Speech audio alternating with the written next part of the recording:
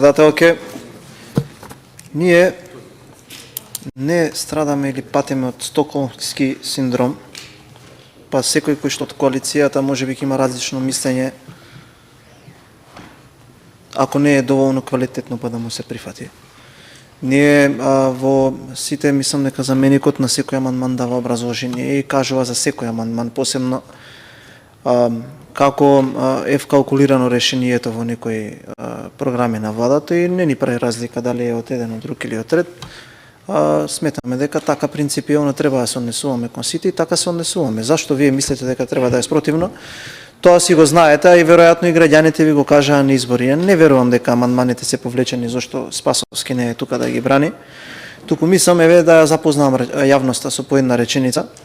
Се поднесува амандман за средства од 6,2 милиони денари за изработка на физибилити студија за воведување на циркуларен пристап во изградбата, реконструкцијата и одржувањето на јавните патишта во Македонија со фокус на употребата на рециклирани автомобилски гуми или пластика во асфалтот како замена за битуменат.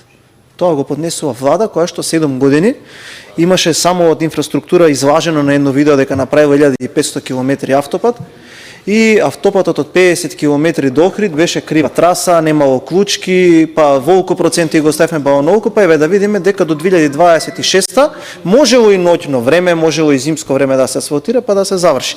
За другите автопати нема ни да зборувам.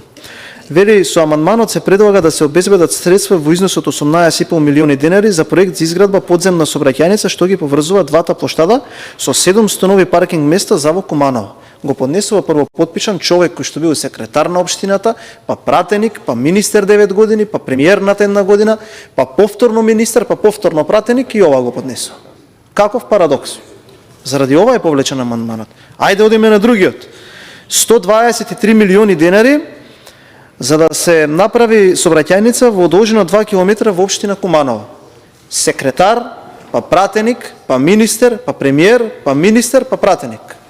СДСМ имаше градоначалник од 34 години, сигурно 30 години во Куманово. Еве за ова е повлечен амандманот. Затоа што тој кој што го поднел првоподпишаниот е добар менаџер како што е добар издавач на лични документи. Затоа се повлечени амандманите. И по кој знае кој пат ќе кажам, не можеме тука да правиме замена на тези, подготвени сме да дебатираме за секој амандман поединечно. Со ова ја завршувам дискусијата и сметам дека апсолутно понатамошно аргументирање нема да биде во насока на подобрување на дискусијата, туку ќе биде во политизирање кое што е апсолутно непотребно. Благодарам.